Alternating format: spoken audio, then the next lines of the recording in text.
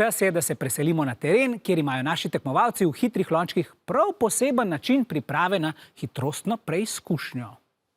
Res je, Juž, današnja taktika bi se lahko imenovala spoznaj svojo ekipo, spoznaj nasprotnika.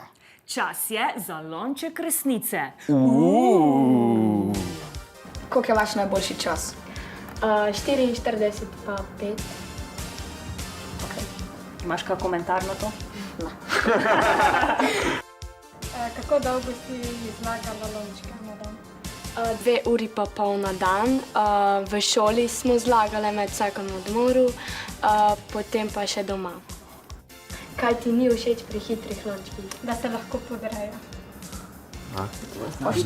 Pošteno. Mene pa zanima, katero knjigo si nazadnje prebrala.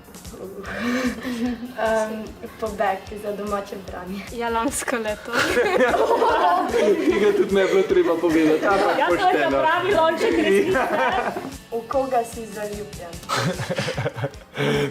Ok, mislim, da se dovolj dobro poznamo. Čas je, da začnemo s prekmursko-ljubljanskim derbijem.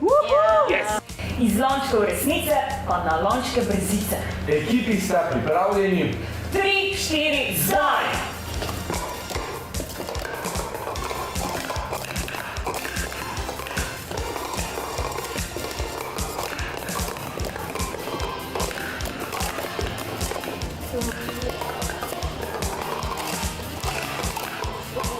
Začetki so pomembni in obe ekipi začenjata dobro.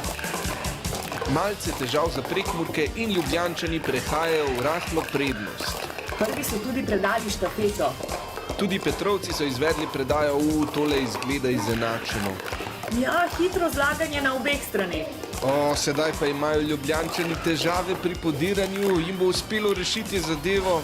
Nekako jim je uspelo, tudi veliko časa je preteklo in punce iz zgodnjih Petrovcev so ujele in celo prehitele ljubljansko ekipo.